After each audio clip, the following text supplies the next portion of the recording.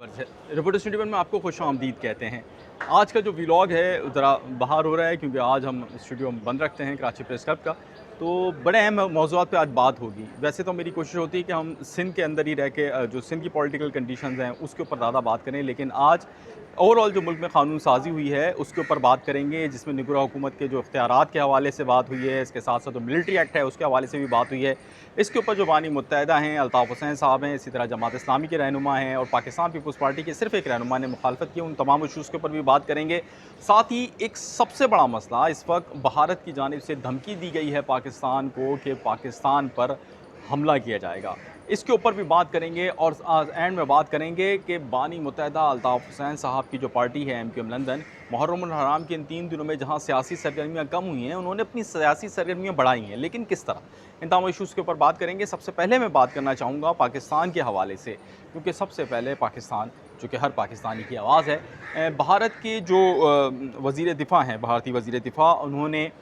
पाकिस्तान के ऊपर हमले की धमकी दी है। और उन्होंने ये धमकी दी है कि ऐसे मौके पर जबकि भारत की जो अपोजिशन जमातें हैं उनकी जानिब से भी कहा जा रहा है कि वो इस तरह की कोई एक्टिविटी कर सकते हैं। और किस किस्म की एक्टिविटी है उन्होंने धमकी दी है, जिस पर उन्होंने कहा है कि वो कंट्रोल लाइन क्रॉस कर सकते हैं। उनका ये कहना है कि जो कारगिल के हवाले में जो कि पाकिस्तानी फ़ौजियों और जो कश्मीर के जो हुर्रियत पसंद हैं या जो लड़ाई हुई थी उस दौरान, उस लड़ाई के अंदर जो फ़ौजी मरे थे, उनकी याद में एक तक़रीब थी दरास के इलाक़े में, जहाँ पर उन्होंने ये कहा है कि हम कंट्रोल लाइन क्रॉस कर सकते हैं, हम कंट्रोल लाइन पार कर सकते हैं और लड़ाई कर सकते हैं। उन्होंने मुकामी आबादी को कहा है कि यूक्रेन की तरह यहाँ पर भी ये जंग लंबी हो सकती है और उसके लिए मुकामी आबादी तैयार रहें। और याद रहें, इससे कबल जो कारगिल का वाक़या था, जिसके अंदर साबिक़ सदर परवेज़ मुशर्रफ साहब के दौर में जो है वो जब वो चीफ़ ऑफ आर्मी स्टाफ थे, कुछ चेक पोस्टों पे कब्ज़ा कर लिया गया था, जो कि कश्मीर के जो फ्रीडम फाइटर्स जिनको कहते हैं उनकी जानिब से ही, और उसके साथ साथ जो इन्वॉल्व थे पाकिस्तान आर्मी, और उन्होंने जो मुशर्रफ साहब के अल्फाज थे कि हमने उनको गर्दन से पकड़ लिया था और उनको हिलने नहीं दे रहे थे। तो वो वाला मामला था और उसके ऊपर ख़ासा नुकसान हुआ था भारतीय फ़ौज को भी। और भारतीय फ़ौज ने इस हवाले से अब धमकी दी है, जिसके ऊपर पाकिस्तान ने कहा है कि अगर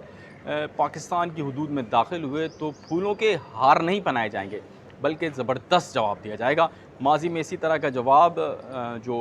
एक ऑफिसर थे, पाकिस्तानी पायलट थे, हसन खान, दे चुके हैं, और एक भारतीय तैयारा गिरा कर भी। उसके साथ साथ जनाब दूसरा जो अहम इशू था वो था कि मिलिट्री एक्ट के हवाले से सेनेट के अंदर भी जो है वो उसको मंजूर कर लिया गया है, मिलिट्री एक्ट आ गया है। इस हवाले से पाकिस्तान तहरीक इंसाफ की बड़ी तादाद वहाँ पे लोगों की मौजूद थी जो कि इस एक्ट को ख़त्म कर सकती थी, लेकिन किसी की जानिब से मुखालफत नहीं की गई। ख्वाजा आसिफ साहब ने इसको पेश किया, जिसके तहत जो है फ़ौज मुखालिफ प्रोपेगेंडा पर क़ैद होगी, और ख़ासी सख्तियाँ पहले भी थी, यानी फ़ौज मुखालिफ प्रोपेगेंडा पहले भी अलाउ नहीं था,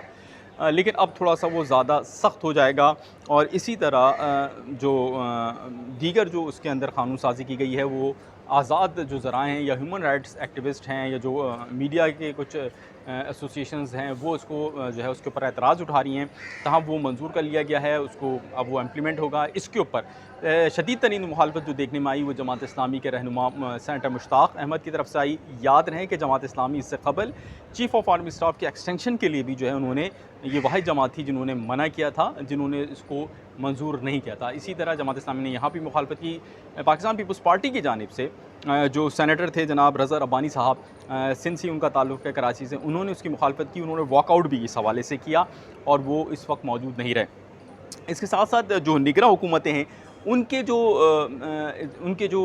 इजाफ़ी जो उनको इख्तियारात, जो माजी में इख्तियारात थे उसमें मज़ीद इख्तियारात का इजाफ़ा हुआ है, जिसके ऊपर जमात इस्लामी के रहनुमा सिराजुल हक समेत जो पाकिस्तान की वो तमाम सियासी क़यादत जो कि PDM के उस 13 रुकनी इत्तेहाद में शामिल नहीं है, जिसके अंदर पाकिस्तान पीपल्स पार्टी है, जिसके अंदर पाकिस्तान मुस्लिम लीग नून है, जिसके अंदर मुत्तहिदा कौमी मूवमेंट है, जिसके अंदर जमीयत उलमा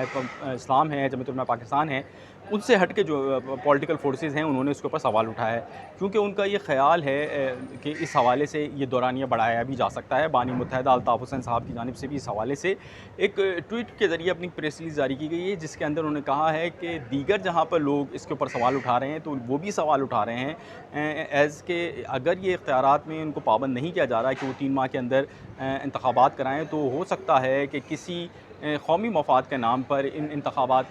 को इल्तबा दिए जाएँ, इसमें तूल बख्शा जाए जो कि मुल्क और कौम के मफाद में नहीं होगा।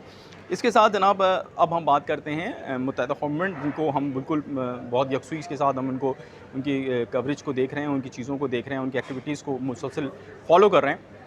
तो जनाब मुत्तहिदा कौमी मूवमेंट की जानिब से जो है वो लंदन की जानिब से अब एक्टिविटीज़ में इजाफ़ा किया गया है। हम ये समझ रहे थे कि मुहर्रमुल हराम आए तो सियासी जमातों ने अपनी सरगर्मियाँ जो हैं वो महदूद की हैं, लेकिन मुत्तहिदा कौमी मूवमेंट लंदन ने इस हवाले से दूसरा रास्ता निकाला है। मुहर्रमुल हराम में हाफ़िज़ नईमुर रहमान साहब वो जमात इस्लामी के, अगर हम सिंध की बात करें, या दीगर सियासी जमातों के रहनुमाओं हैं, ख़ुद वज़ीर आला सिंध मुराद अली शाह हैं, उन्होंने सिर्फ विज़िट्स किए हैं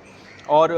कुछ जगहों पे कैंप्स लगा के वो बैठे हैं। लेकिन मुत्तहिदा गवर्नमेंट लंदन ने इस हवाले से मुख्तलिफ़ एक्टिविटीज़ की हैं, जहाँ उन्होंने सिंध की हुदूद से बाहर, अगर हम इस्लामाबाद की बात करें या दीगर इलाकों की बात करें, तो वहाँ उन्होंने कैंप्स लगा के सबीलों की बुनियाद पर जो है वो वहाँ पर सबीलें लगाई हैं और वहाँ पे बैनर्स लगाए हैं और उसके ज़रिए उन्होंने काम किया है और उसके ज़रिए एक्टिविटीज़ की हैं और अपनी प्रेजेंस बुनियादी तौर पर एमक्यूएम लंदन को उस वक्त ज़रूरत भी इसी चीज़ की है कि अपनी प्रेजेंस शो करें वहाँ सिंध और नुमाइश और दीगर इलाकों में जहाँ पर, या बास टाउन के इलाकों में जहाँ पर ज़्यादा मजालिस होती हैं, ज़्यादा सरगर्मियाँ होती हैं, वहाँ एमक्यूएम के लंदन के जो एक्टिविस्ट हैं उन्होंने ये तरीक़ाकार अपनाया है कि उन्होंने पानी की बोतलें लेकर वो बैठे हैं और वो पानी की बोतलें तकसीम कर रहे हैं और वो जो है वर्बली कहते जा रहे हैं कि जनाब ये बानी मुत्तहिदा अल्ताफ़ हुसैन साहब की जानिब से की गई हैं, ये एक्टिविटीज़ रिपोर्ट हुई हैं। ऐसी क्योंकि एक्टिविटीज़ फौरी तौर पर रिपोर्ट इसलिए हो जा रही हैं क्योंकि अब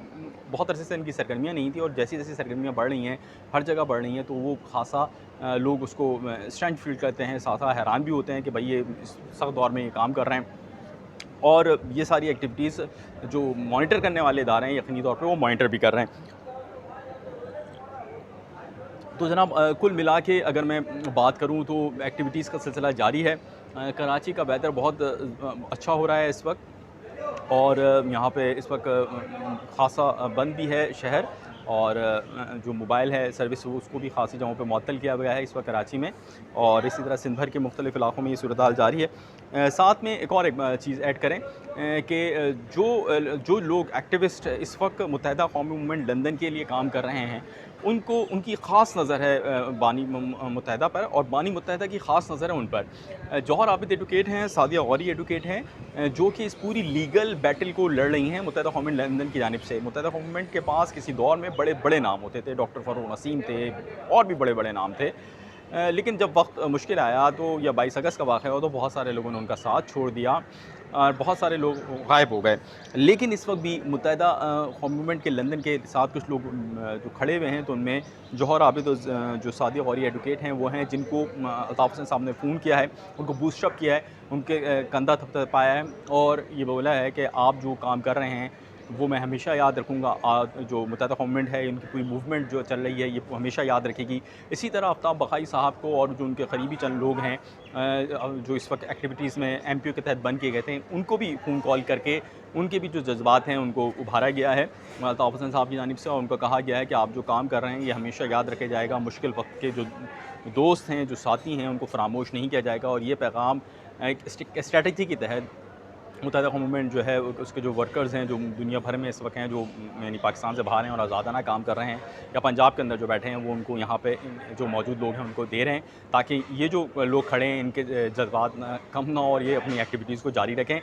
इस वक्त अगर हम बात करें तो इस वक्त जो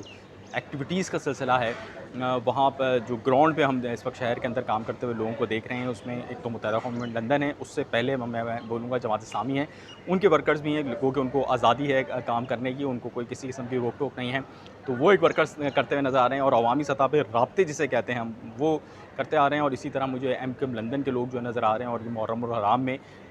बड़ी उन्होंने एक ऐसी एक्टिविटी ऐसी स्ट्रेटजी निकाली है जिसको पकड़ नहीं सकते लोग। आप लोगों के दरमियान जा रहे हैं, उनको पानी की बोतल दे रहे हैं, उनको जो गिलास दे रहे हैं, उनको चिप्स का पैकेट पकड़ा रहे हैं और साथ में जो है वो अपनी पार्टी का पैगाम दे रहे हैं। तो ये एक नई स्ट्रेटजी एमक्यूएम लंदन ने निकाली है। अपने फीडबैक से हमको ज़रूर आगाह कीजिएगा और अगर अभी तक आपने रिपोर्टर्स 21 को सब्सक्राइब नहीं किया है तो हमारी गुजारिश होगी कि रिपोर्टर्स 21 को ज़रूर सब्सक्राइब करें। आपका बहुत शुक्रिया, आदाब अर्ज़।